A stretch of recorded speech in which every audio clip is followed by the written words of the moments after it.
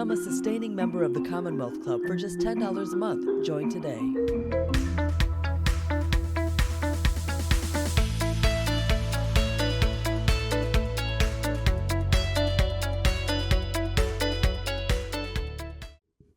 Hi everyone, I'm Crystal Contreras and I'm the Director of Inforum at the Commonwealth Club. Welcome to today's program, The Economic State of Black America. If you'd like to ask any of our speakers a question during this program, you can do so in the chat or comment section of the live stream that you're currently watching. The Commonwealth Club has gone full speed ahead with the full slate of live and online programming this summer and fall. We ask that you consider donating to the club to help us continue our work this year and beyond.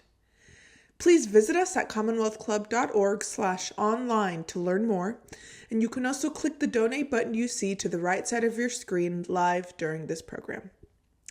Now, please join me in welcoming today's panel of experts to Inforum. Hi, everyone. I'm Jennifer Oblon, U.S. Assistant Managing Editor of the Financial Times. Welcome to today's virtual program with Inforum at the Commonwealth Club. Today, we're here to explore the economic state of Black America. As with many aspects of American life, the effects of the COVID-19 pandemic disproportionately impacted BIPOC communities. For Black businesses, this meant closing their doors, and for Black workers, either being laid off or made to work in unsafe conditions. In a system where Black workers are proportionately overrepresented in low-wage work and sharply underrepresented in executive positions, this negative impact is exacerbated. Joining us is a panel of experts who will share their visions for true economic justice and mobility in the Black community.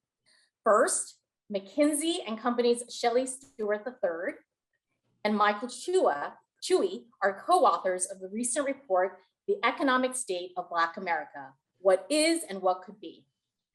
Dr. Kirsten Brody is a fellow in the Metropolitan Policy Program at the Brookings Institution and professor of financial economics on leave from Dillard University.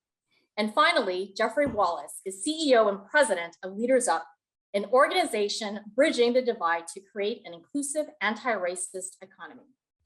Before we start, I would like to remind the audience that if you would like to ask us a question, please ask it in the chat or comment section. We will try to get through as many questions as possible towards the end of the program. Now let's get started. Let's kick things off with Shelley and Michael. In creating your comprehensive report, you both broke down the key issues contributing to racial disparity as well as the racial wealth gap.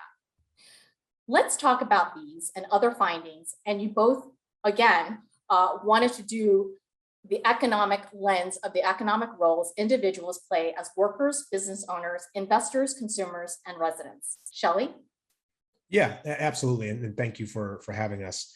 We really wanted to take a holistic look at the way individuals participate economically. And so, as you said, we developed this role framework, which is not comprehensive in the sense that it's not the only roles that folks play, but we think it does a good job of covering many of the critical roles.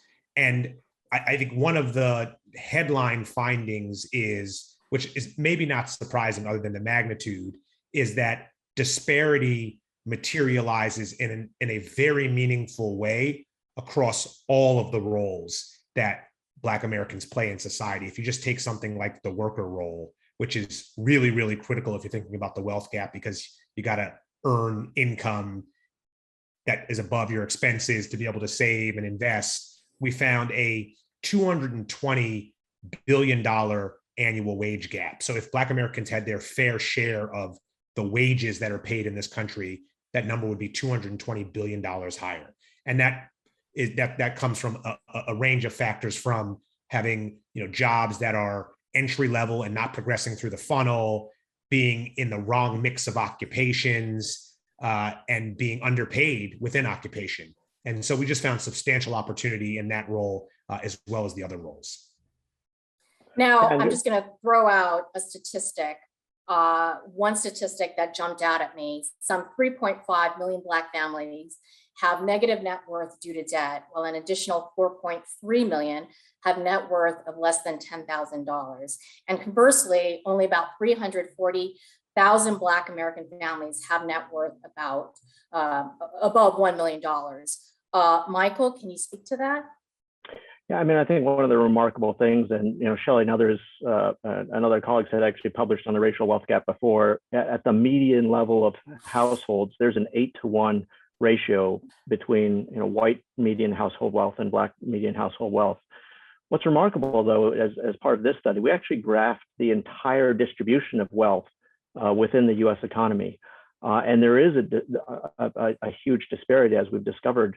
But as you were pointing out, there are literally people in this country, and as a percentage, far more Black households, which literally are negative with regard to debt.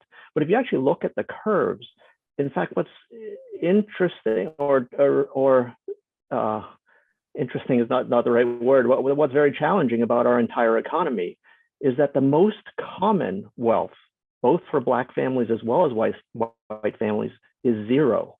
Now, a far higher percentage of Black families are at zero, but very many white families are also at zero. And so when we talk about challenges, anything you can do to help people who have low wealth is disproportionately going to help Black households, which is terrific. It's also going to help many other families and people within America. Now, I'm going to throw the mic to Kristen. Your recent Brookings article about the impacts of the coming eviction crisis are an appalling realization about the flawed system that forces paycheck to paycheck living. Now, the US Supreme Court yesterday ended the pandemic-related federal moratorium on residential evictions imposed by President Joe Biden's administration. What's your reaction to this, Kristen? I guess as I think about voting, I don't remember ever voting for a Supreme Court justice, right? These aren't people that we elected. And if you think about how they get appointed, Clarence Thomas, I believe, is the only Supreme Court justice that was appointed by a Republican president that was elected by the popular vote. All right, and so as we look at these Republican appointed, mainly Supreme Court justices that got rid of the eviction moratorium, this is hurting the very people that voter suppression hurts as well, right? So we have voter suppression, which means that basically Black and brown people are the ones that are generally affected by it. Likely low income, unable to get off work, to go and vote. These are the very people that are going to be affected by this eviction moratorium, right? So I think that's something to think about, that it ties back to voting. And we need to focus on voting so that we can elect presidents that are going to put people in the Supreme Court that are not going to cause people to lose their homes, be on the streets maybe, or having to live with relatives or in congregate settings in the middle of a pandemic, because all that's going to do is exacerbate the pandemic, especially with the Delta variant. So we're actually seeing a vicious cycle take hold. Yes. Jeffrey? I think it's important that we pull a lens back, and the report does a great job of this, like looking at the basic needs that African Americans as residents need. And at the end of the day, there is an opportunity, I think, for us to really engage corporate America and the private sector differently around how do we really boost up the quality of life of African Americans so that they can also thrive in work, thrive as an entrepreneur, thrive also as a saver and, investor. But it all starts with Maslow's hierarchy of needs, the basic needs that contribute to human development, access to broadband, housing, quality food. The report does a great job of going through those dimensions. But at the end of the day, what's really challenging is that the public sector services or those social safety net services that are being provided, that are exemplified through policies like the eviction moratorium, are really not serving African Americans. And more importantly, if we look at the data, they're causing more disparities or harm than actually accelerating folks. So I think there's an opportunity for us to really think about how we transform our approach to this work. And instead of providing social safety net strategies, opportunities that actually catapult folks and catalyze wealth creation and well-being. Shelley, I think you and I talked about education and how this has to really be reconciled first and foremost stemming from education. Can you speak to that? Yeah, look, I think Jeffrey's point is exactly the right point. We focus a lot on, and we debate like the essentials and the basic necessity, like not evicting people. So we never even get to the conversation about making proactive investments, right? Because we can't even agree that people should be able to stay in their home in situations where hardship exists. And I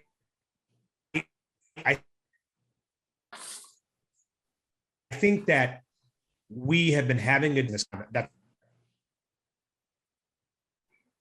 So I think we're my experiencing expertise, some but I can technical say from difficulties just here. looking. Can you hear me?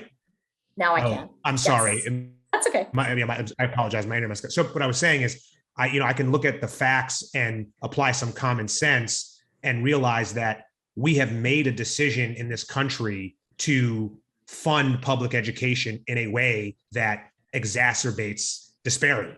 If we choose to tie the quality of education to the starting wealth of a set of people, then you will perpetuate inequality indefinitely.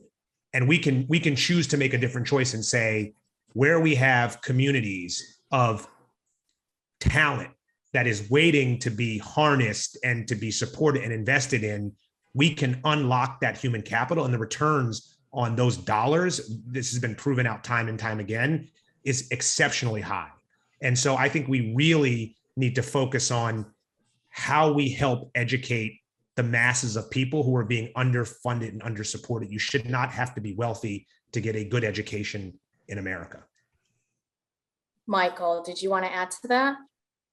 Yeah, I mean, this is another overall research finding that we discovered in the resident role. And so, as Shelley was pointing out, local funding of education, which in this country we celebrate in the sense that, therefore your local community can have an influence on how your children are educated, actually does have this regressive effect. If you actually have, lower property values or whatever it is your local education funding comes from, it is going to perpetuate. But we find this in many different areas. If you think about, our mortgage interest deduction, for instance, you have to own a home to actually take advantage of that. If you look at unemployment insurance, you're paid some percentage of what you worked at before. If you look at Social Security, it's based again on your lifetime income. And again, you get paid more if you were paid more before. And so I think we should, and by the way, some of these programs have been very effective in some ways, right? You could describe Social Security as being one of the best anti-poverty programs in American history. And so I think we can at the same time acknowledge those benefits, those good things that we get from some of these policies, and at the same time recognize and think about whether or not we should address some of the disparities that come from the very same programs. Staying on education, I'd like to bring in Kristen here. What is the role, if any, of economic literacy in the racial gap? So I think the first step is you have to think about how is school paid for. Many students, particularly African-American students more than any other, take out student loans, and they don't understand the interest rates. They don't understand how they're going to have to pay that back, or thinking about the income that they're going to make and what percentage of that on a monthly or annual basis they're going to have to pay back. So I think that's the first step if we talk about financial literacy and higher education particularly, but it shouldn't start there. That needs to start in elementary school and high school.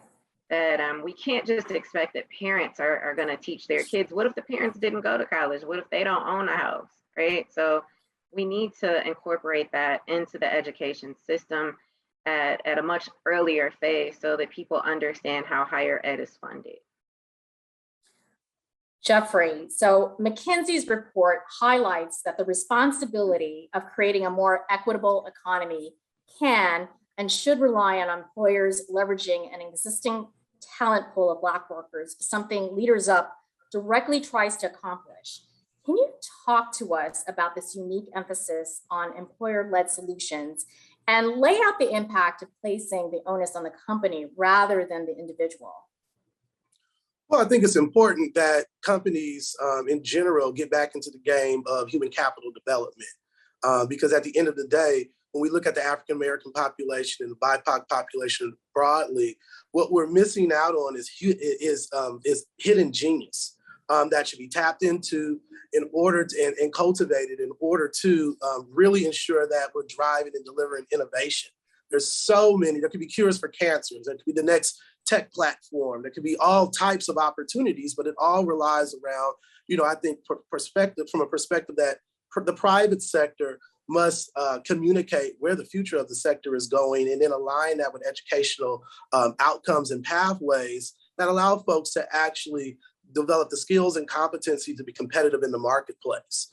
It's important for demand-driven solutions that are connected to our economy be connected also to high growth sectors. And even in the time of COVID-19, we need to be thinking about pandemic-proof sectors that have actually grown during this phase of crisis. So it's important that I think the private sector really gets back into the game of investing in human capital, which is America's most valuable asset, our diverse human capital, and African Americans being one of the major contributors to the economy of America since its existence. It's about time that private sector really move beyond these statements as it relates to advancing racial justice to really making strategic investments upstream in education and downstream, even as we talk about just not getting African Americans caught in these sticky floor glass ceiling scenarios of that could be broken through with career pathways that are being explicated for African Americans beyond by the private sector to move folks just from an academic and an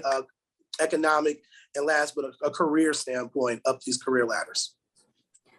I'd like to stay on that topic about COVID-19 and how the Black community is faring. Michael, how are Black women faring economically in COVID-19? It's been a tremendous challenge. There are other folks who in the healthcare community who can talk more in great detail about it, but certainly the health outcomes have been extraordinarily challenging in terms of hospitalizations and deaths. But also, I think you need to add in, particularly for women who share a disproportionate burden of child rearing, for instance, not having, already a challenge in terms of the accessibility of childcare, and then COVID exacerbating that. You could argue that some of the progress that we've made in terms of gender has been put back by a generation. And so that intersectional combination of challenges between racial inequality as well as gender inequality.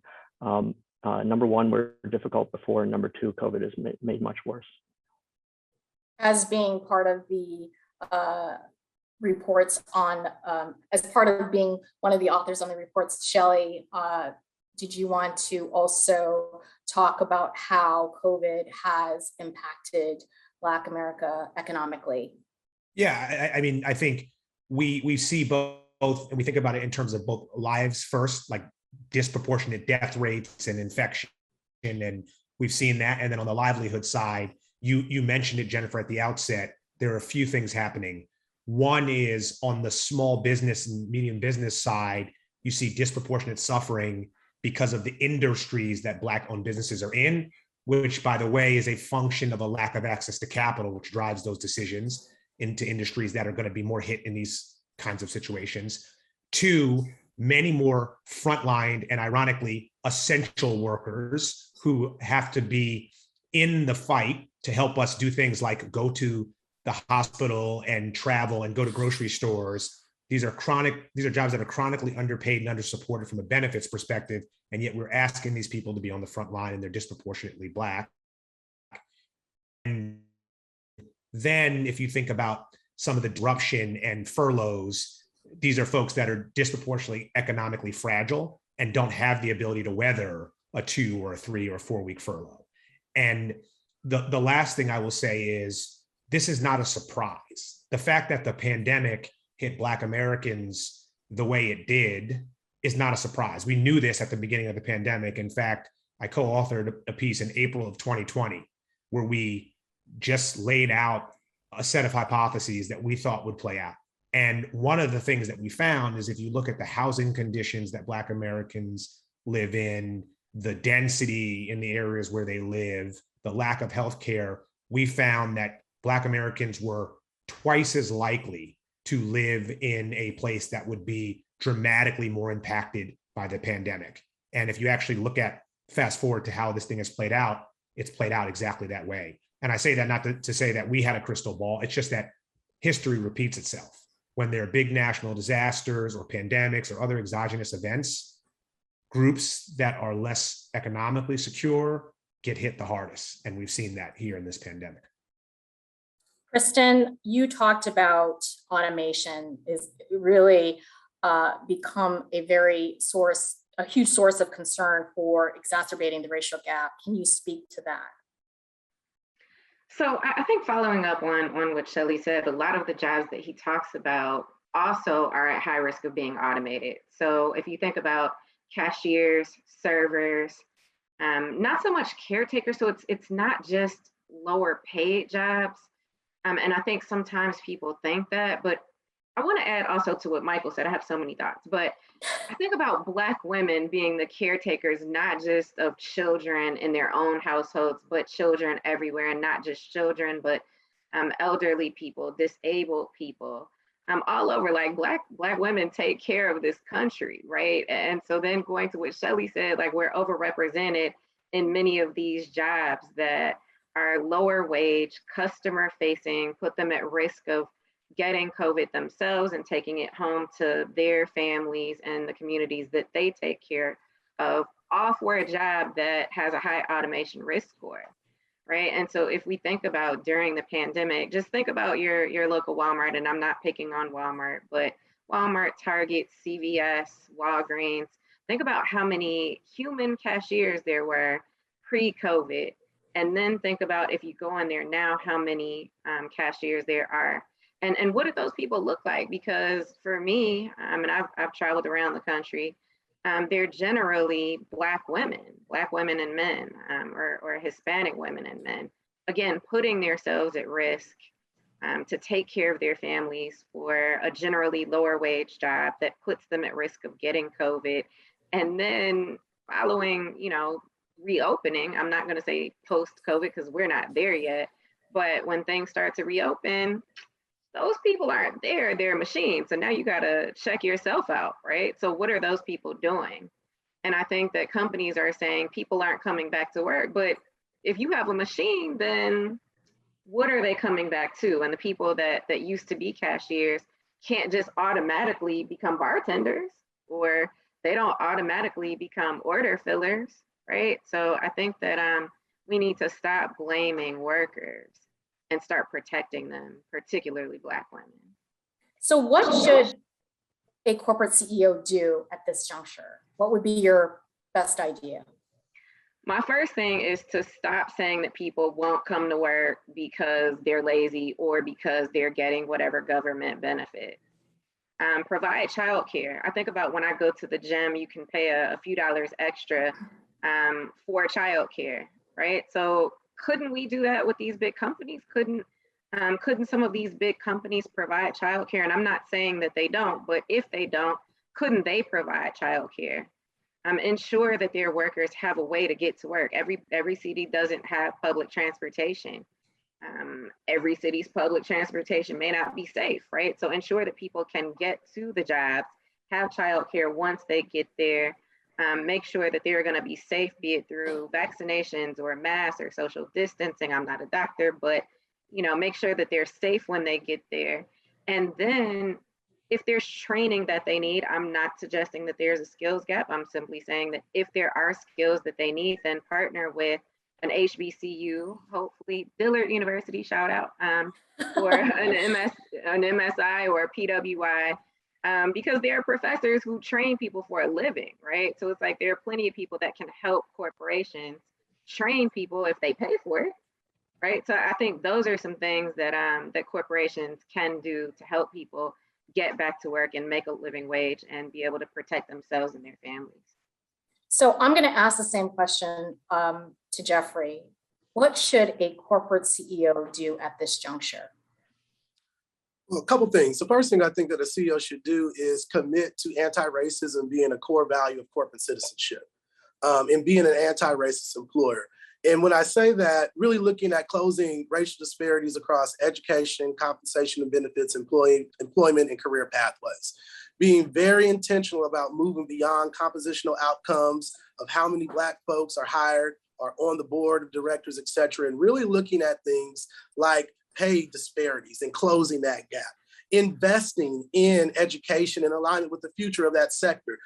Like Kristen said, building public-private partnerships, because we have the ability to leverage the educational sector for reach, but also we have, the internal knowledge and intellectual property necessary to inform education so that folks are continuously on the cusp of the future of work and the where the sector is going.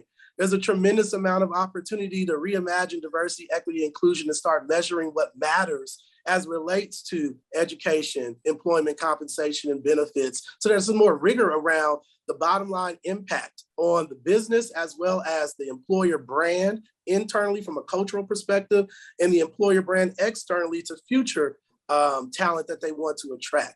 But at the end of the day, we have to move beyond statements around advancing racial justice and investments around doing well by the community and being intentional about investing in an untapped pool of talent. Corporate CEOs are now at the time to choose if they want to be anti-racist and be metaphorically like Netflix or not and be like Blockbuster. When we look at the census data that we just received, we understand that African American and BIPOC populations are increasing, which means they're going to continue to be contributors to our economy. So why not tap into that consumer base now? Why not bring that user into the company to inform products and services so that you're at the cutting edge of your sector? This is not just a moral thing to do, but it's also an economic and business competitiveness strategy. So corporations and CEOs that are serious about competing in a global economy is going to take advantage of, I think, our most valuable asset, which is our diversity. So with your work, you get a front row seat to seeing systemic change through Leaders Up. And I wanted to ask you, what is your favorite Leaders Up story of connecting talented, diverse job seekers to employers? There's so many, Jennifer, but I think at the end of the day, one of my favorite projects that we're working on right now is with Google. And we know that the tech sector has traditionally recruited from some of the top universities that African Americans and other BIPOC talent are not able to really enter from a financial perspective or even from just the racialized admission standards associated with these institutions. And Google has worked with a number of different nonprofits to take their internal on-the-job training programs and flip those out into career certificate programs that align with 15 of the highest growing occupational categories across the tech sector. And for me, that's significant because what they're doing is shifting from a racist, pedigree-driven talent acquisition strategy to a more competency-based strategy that allows folks to get the skills necessary to compete in the marketplace. And I think that as we look at some of the strategies that businesses can employ, Google is a great example of that, of not just changing their own practices and through their foundation to drive more diverse talent, but also recruiting other businesses to actually lean into that talent pool and recruit as well and hire folks with those certifications. So actually driving a movement around innovation that disrupts racism and expands diversity. This is one of my favorite opportunities that we're advancing across the nation with Google because it really structurally challenges businesses to do better, as well as the same time providing great opportunities with career pathways for young adults and learners across the nation that desperately need them. Shelley, let's talk about Black-owned businesses. How has COVID impacted Black businesses in both launching and growing their businesses? Yeah, Jennifer, I think we talked about this a little bit before, but obviously it's created a number of challenges for existing businesses, depending on the sector that they're in, because of just the mass disruption, and that's not just Black-owned businesses. Although similar to the personal financial stories, Black-owned businesses tend to be less well capitalized and therefore have a difficult time weathering any sort of disruption. So that's why you've seen some disproportionate shutdowns of those businesses. And in terms of the go forward, I think one thing that's interesting, one potential silver lining if we capitalize on it, is this moment of disruption seems to have catalyzed or maybe brought to the surface more entrepreneurial effort and energy. Now, some of that may be out of necessity because some jobs went away, and some of it, may be because there have been a lot of corporate commitments from banks and other institutions to support better capitalization of these businesses. Now, we're early days, but one thing that I'm seeing, at least anecdotally, is people are willing to take a bet on themselves because it feels like there's capital out there. And I mean, there's been north of, if you include affordable housing, I mean, there's been north of probably $50 billion that's gone to capitalize small businesses and or fund investors who will then invest in Black-owned businesses. And so I'm optimistic, but it still is, very much early days, but huge opportunity. And one of the things that I hope will happen is that we use this opportunity in corporate America to really accelerate our vendor, partner, supplier diversity efforts. And we not only expand the dollars being spent, like increase the dollars being spent, but we also expand the scope and the remit of the categories we're looking to. So it's not just for facilities maintenance services, which is great, and we should be doing more of that with Black-owned businesses, but what are the Black accounting firms, the Black law firms, the Black investment managers that we're going to bring into our ecosystem? The aggregate, all of corporate America, I mean, the amount of spend that they have, I mean, can dramatically reshape the landscape of who owns businesses in this country. And we are short, by my math and Michael's math, around 650,000 Black-owned businesses that should be in existence today if we were at fair share. And those businesses would be generating around $1.6 trillion of additional revenue. And those businesses would likely have a whole lot more Black and brown employees than other businesses. And so it's a tremendous opportunity to unlock community investment and really change the circumstance for a lot of people. Kristen, you said earlier you had a lot to say.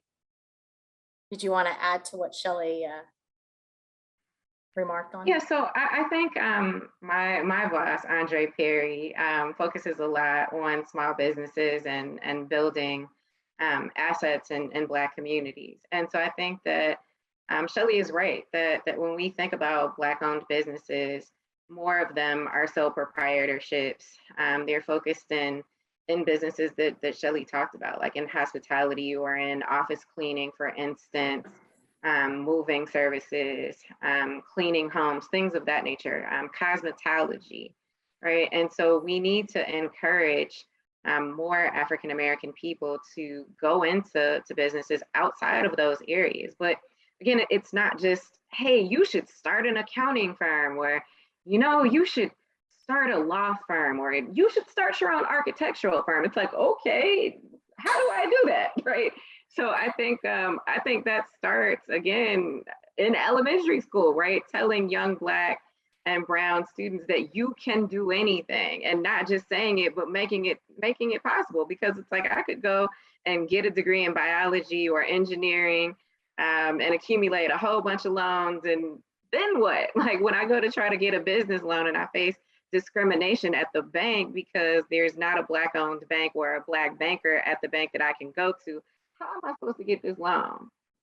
And who taught me how to do a business plan? And who am I supposed to work with that's not going to take advantage of me, right? So I think Shelley is absolutely right. And we also need to start early and provide these wraparound services so that people actually can start the businesses for the ideas that they have. I think I've been a business dean twice at HBCUs, and at each one that I've worked at, and I've worked at a bunch, there's always some class where I have students do a business plan, right? And the majority of them, their first idea is, I'm gonna start a fill in the blank service that's going to sort of be a nonprofit to help my community, right? So it could be a barbershop that offers free haircuts to students, which is great, but we need to broaden the perspective so that our students know that, yes, those ideas are great and we need them, but you can also do all of these other things that they've not yet been exposed to. I see you shaking your head, Michael. Did you want to chime in? Just the tremendous opportunities that we see here. As Shelley was alluding to, only 2% of employer businesses that employ at least one employee, are Black owned versus, the 13% of the US population. And as, Jeffrey was alluding to, talent is widely distributed, opportunity is not.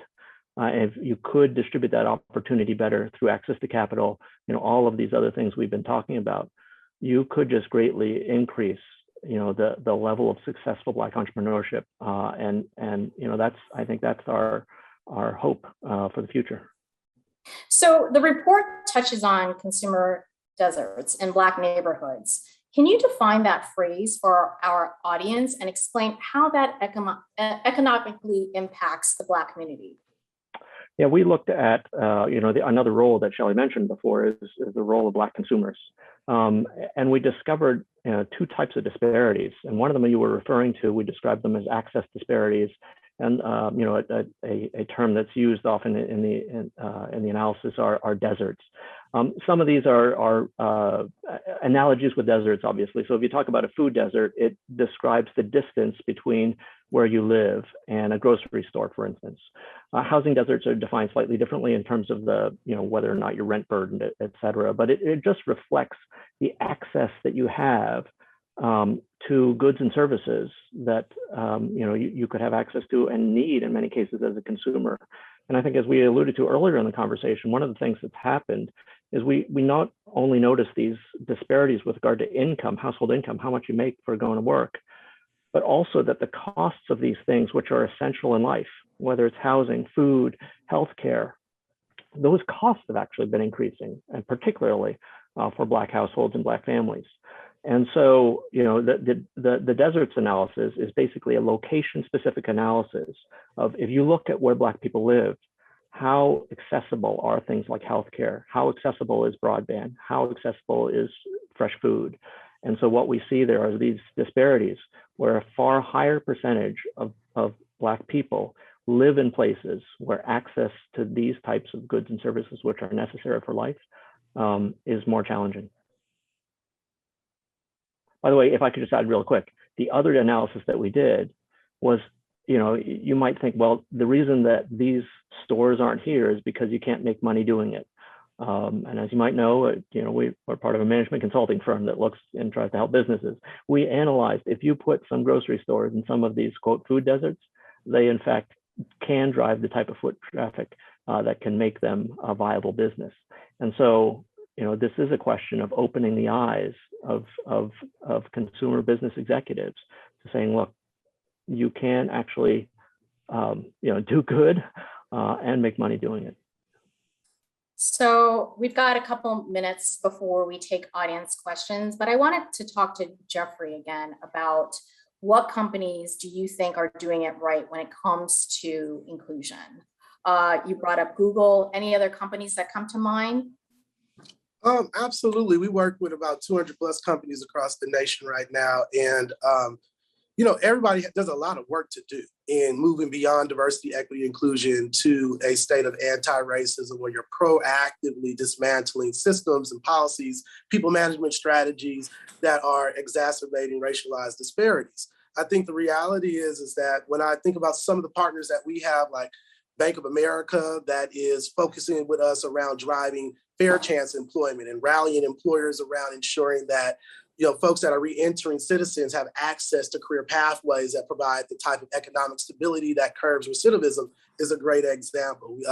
JP Morgan Chase is a tremendous investor in Leaders Up and is really putting jet fuel behind us, organizing employers to build innovative public-private partnerships with the education system to ensure that the education system is leveraged to expand the learning and development infrastructure of their own company and other companies to continue to educate and equip folks to be competitive in the marketplace. We're doing some work with Twitter right now and leveraging reimagining how employee resource groups are utilized as the center points of social capital. And I think a theme across all of our comments today is that social capital is very critical. It's social capital that allows you to get access to a meeting, to become a diverse supplier with a major Fortune 500 company. It's those relationships. It's social capital that allows you to understand what you need to learn and who you need to navigate with in the business to move through. To move up the corporate ladder as well. It's social capital that allows you to have access to programs and other resources that allow you to be exposed to what sectors and industries are actually providing. So I think that at the end of the day, there's a lot of work for corporate America to do when at the end, when we are speaking about just the wage gap in general. When African Americans are making 77 cents on the dollar of a white man, then there is a lot of work to do. And that doesn't take a 3-year plan or a 5-year plan. That just takes you ensuring that you're committed to it. And then from a standpoint, don't say that the cost is going to go to the consumer. Work on efficiency. Be more effective in how you operate your business. You save 2 cents across the enterprise strategy. That's tremendous savings that can go to the bottom line and investing in the real tremendous incremental growth that needs to happen around corporations really valuing African-American talent. Kristen. I would just say that I agree with all of those things. But I think I want to add Toyota. So I think about Toyota Motor Manufacturing in Georgetown, Kentucky, where they partnered with Kentucky State University to do a paid internship for students who would get a pre-engineering degree from Kentucky State and then go on to the University of Kentucky. And once they finish that program, if they successfully completed it, they'd almost be guaranteed a job with Toyota. I think about Year Up. I don't know if you guys are familiar with Year Up, but they do a program where students do an internship program, they get training, they're funded by a corporation, and then that corporation hires them. Year Up in Atlanta had a partnership with Atlanta Metropolitan State College where those same students could get an associate degree or a certificate. So I think that for corporations to not just do training, not just want to hire African American and Hispanic populations, but to partner with schools and other organizations like the Kingsley House in New Orleans to really create a pipeline for students to be successful, and not just students, but people that are already in the labor force, but may need some more training or education in order to move to the next step. So corporations don't have to do it all on their own, but we do need to create these pipelines for students and people who are already in the workforce to be able to move forward. Shelley, in your wonderful, exhaustive report, you talked about some solutions. Do you want to walk us through that?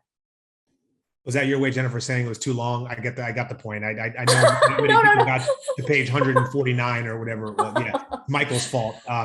It's 159 pages. Yeah, exactly. Look. I think I don't want to purport to say that we have the answer, and I think my colleagues on this panel have discussed a lot of the different solutions.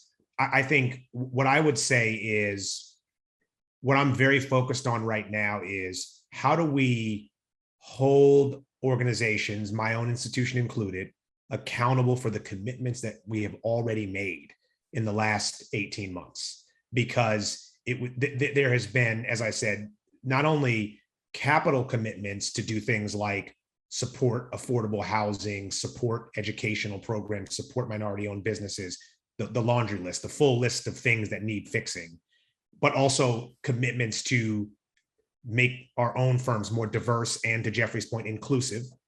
And I'm very focused with all of my clients on having the discussion of how are we measuring, tracking, and modifying our behavior to ensure that these commitments are having impact. That's one.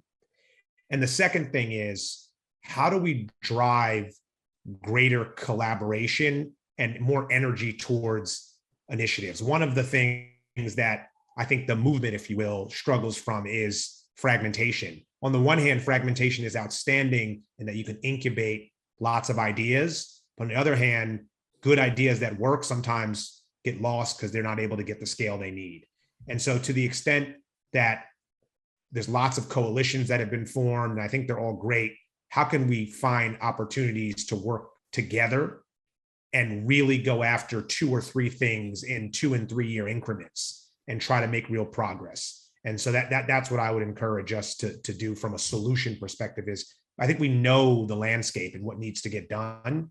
How do we actually organize ourselves to go do that and ensure that the resources are spent in ways that are high ROI because those opportunities are there? Michael? Same question.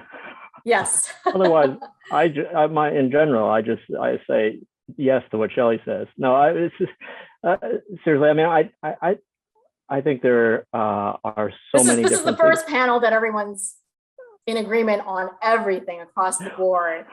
We can talk about automation more, but anyway, I think across all of these different roles, there are real things. Now, as Shelley mentioned, I think at least I think we approach it with some humility, because this is not the first time people have identified some of these issues, and we have seen decades of people working very, very hard on these things. And so if this could be solved tomorrow, I wish it would be. I'll come back to another thing that my colleague Shelley said, right? We talked about essential workers, and Kristen, you mentioned it as well, right? I would like to see us pay essential workers as essential workers, if they truly are essential. And as a benchmark, let's look at how much those roles are paid in other parts of the country, if you compare it, or across countries. And I think that's a worthwhile comparison to make, because truly, if these people are essential, if they're keeping us alive, if they're educating our children, if they're taking care of our loved ones, that to me sounds like something that's worthwhile and worth paying for. Kristen, I wanted to, before we take questions, I wanted to actually ask you the last question. You've done a lot of work at Brookings. What has been a success story in your mind? You've really gotten involved in the community. I'm just really curious if there is a success story that you can share with us.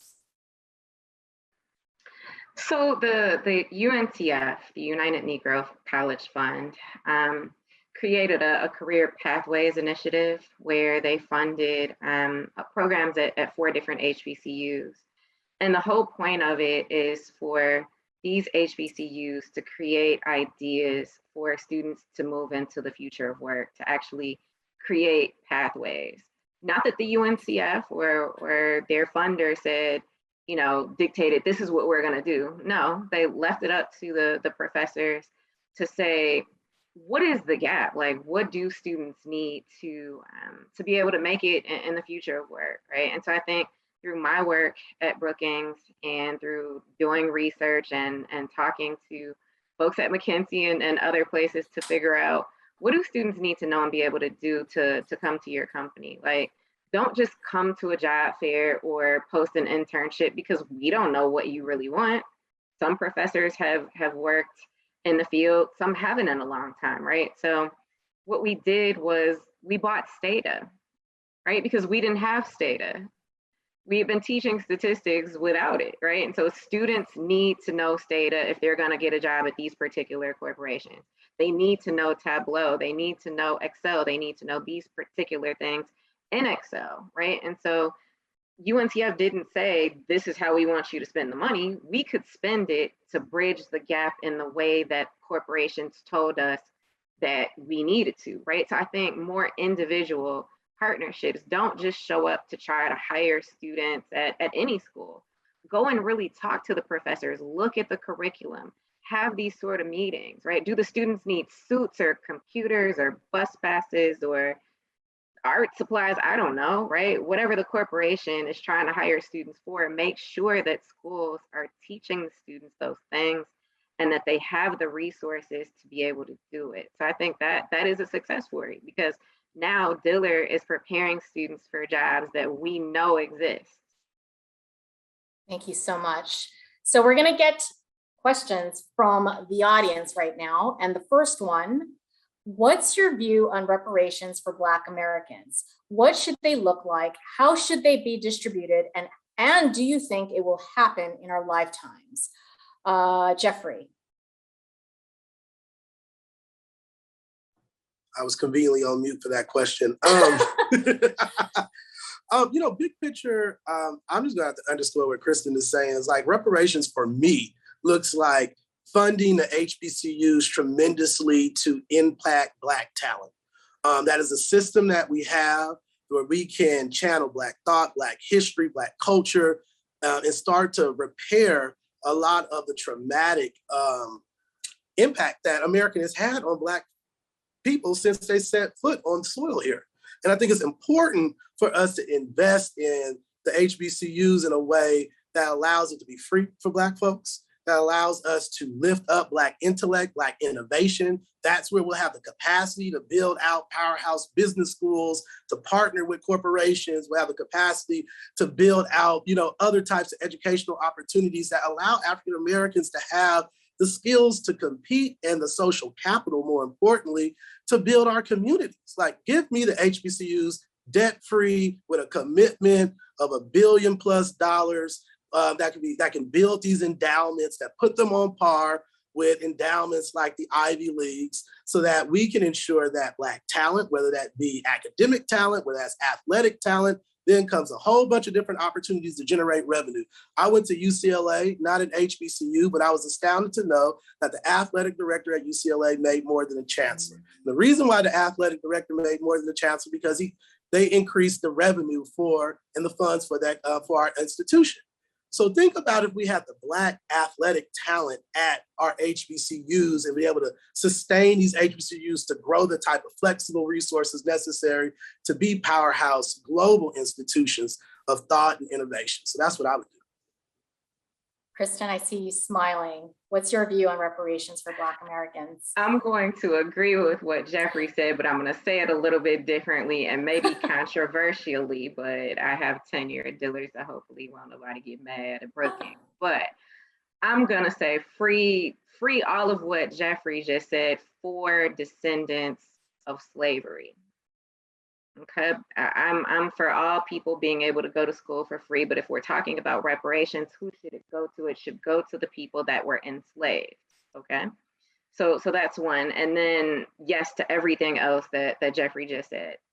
The next thing is that we not only need more banks in Black communities, we need more Black-owned banks. I think about when I was growing up in Chicago, and my mother took me to Seaway National Bank, where Jacoby Dickinson was the president, a Black man. And there were a few other, community banks, but they're not really there anymore, right? Like, we've seen a drastic decline in Black-owned businesses and how many branches they have over the last 30 years, over the last 100 years. So we don't just need for Wells Fargo and Chase and the other big banks to come into our communities. We do, but we need our own banks, right? Because we're not going to discriminate against each other, right? We live in these communities. We need other methods other than just credit scores to be able to decide who gets a loan. We need funding for that through reparations. We need reparations to fix the food deserts and the business deserts that Michael talked about. We don't just need businesses like Kroger, Jewel, Publix to come into our neighborhoods. We need our own grocery stores, right? Like, we need to see more Black-owned businesses and a wider variety of industries in Black communities employing Black people, so that we can support ourselves rather than needing reparations, right? Like, if it wasn't for discrimination and slavery, we could have taken care of ourselves, right? So make up for that and let us do that. I would love to get your thoughts on this, Shelley. Perfect. I was going to try to stay on mute, but no, look, so I'm not an expert on reparations, right? That's just not, I just haven't spent a lot of time on the specific topic as it's kind of characterized in a lot of the discussion.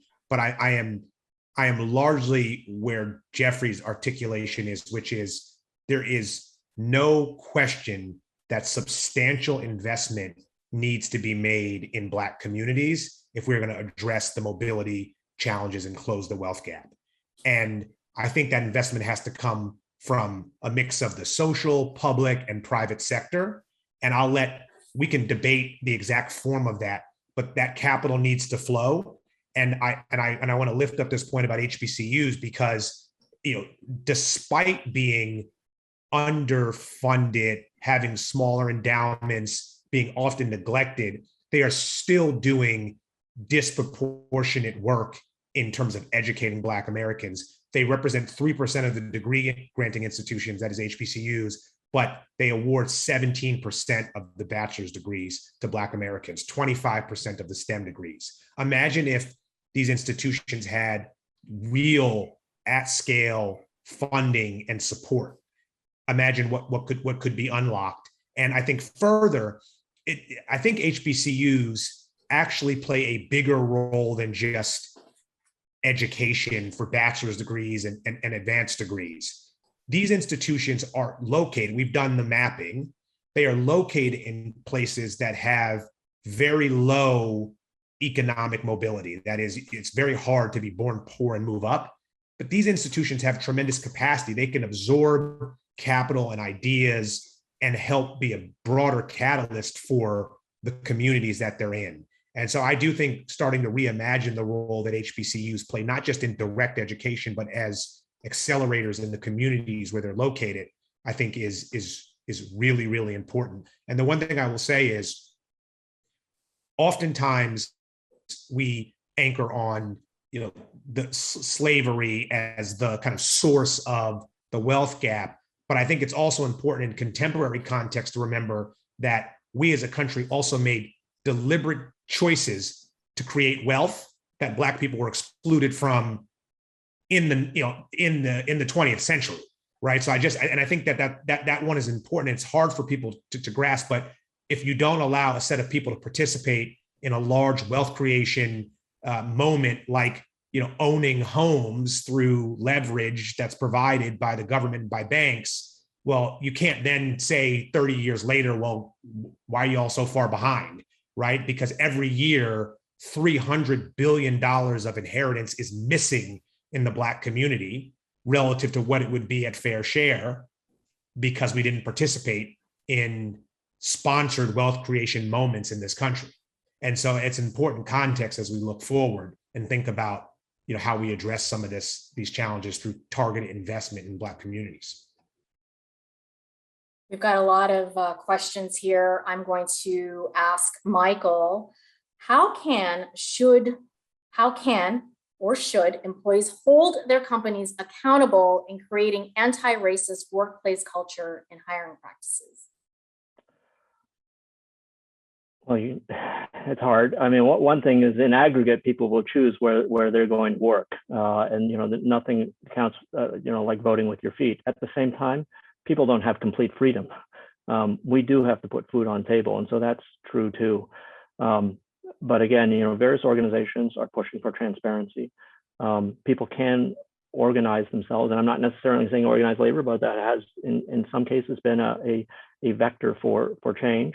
In some cases, been a vector, unfortunately, in the opposite direction as well. But nevertheless, I think there are a number of different ways in which employees, can continue to advocate. And by the way, it is not just Black people who should be advocating for Black people. We have a phrase in our report, right, that a more equitable economy for Black Americans is a more dynamic and inclusive economy for all Americans. This matters for everyone. And so I think all of those things, are important in the workplace. But at the same time, this can't, again, also only be on the backs of employees. The managers, the executives, unfortunately, we're hearing more and more of them say this matters as well, for the competitiveness reasons that Jeffrey mentioned. That's a great point. Another question. Is there any data on how COVID has affected the LGBTQ Black communities? Anyone wants to take that? I'm sure there is. I just don't have it right to hand. My apologies. Yeah. Shelley, were you going to say something? No. I said I'm certain that there are some organizations looking at that. We didn't have that data cut in the analysis that we did. Okay. Another question from the audience. Jeffrey, what advice would you give to the younger BIPOC generations entering the workforce? I would ensure that young people tap into, especially BIPOC young people, tap into what I think is their differentiator, which is their hustle factor. You're already resilient based upon the conditions that you've grown up in and have survived. And now it's time to figure out how to thrive. And that's really in building relationships, demonstrating what you can do, but also building relationships. So what you do is showcased. Because relationships, mentorship, sponsorship, those types of connections is really what pulls folks up the corporate ladder and across career pathways. I think at the end of the day, for young adults, it is a new terrain. So learn as much as you can. Utilize tuition benefits. It's one of the most underutilized benefits out there to finance education. Because don't be like me and have 3 degrees and be strapped in student loan debt. That's a big piece as well that we have to think about around economic mobility for Black students, as Kristen mentioned earlier on. But at the end of the day, it's like learn as much, work hard, and work smart by building relationships with people that look like you and those who don't look like you in higher ranks that can help you navigate through corporations in your industry. I'd love to get your thoughts, Kristen. So I think my 2 main things are, if someone recommends you for something or offers you an opportunity that you're interested in, take them up on it. I think one of the things that I found at many schools that I've worked at, not just HBCUs, that I will recommend a student for something and they'll say, oh, Dr. Brody, I'm not sure that I'm ready for that. And it's like, if I'm recommending you, I know that you're ready, right? So when somebody recommends you for something, again, if it's something that you don't want to do, that's one thing. But have confidence in yourself and your skills and take the person up on the offer. The other thing that I would say on the other end is be ready to leave. And so I think some of that goes to what Jeffrey said, right? That if you have a network, then you have people to recommend you if the job or the situation that you're in no longer suits you or you it. So save as much money as you possibly can, if that's possible. And I know that it's not possible for everybody. Have a network, try not to burn bridges so that if you need to leave a place, you can, right? We all can't walk, like Michael said, but try to prepare yourself to do that, even if not at the beginning of your career, later on, so that you don't have to stay at a place that you don't want to be or that doesn't want you there. Hustle factor and your great advice, take the recommendation. Thank you to our audience for all your great questions. Before we officially wrap, it is a tradition here to ask all our speakers the following question. What is your 60-second idea to change the world? I'm interested to hear yours, Kristen. Gender and racial equality. End discrimination. I don't know how you do it, but end it. Jeffrey. Well, my big idea is just to build an anti-racist economy, because we know that the anti-racist economy is going to be a more inclusive one and a more profitable one. But beyond that, I would challenge corporate America, especially those that did not pay federal taxes, to take 10% of your federal tax break and invest it in a fund for Black America that's run by Black people, to invest in our community. Shelley. Sure, and this is Shelley, not necessarily on behalf of my firm, but I think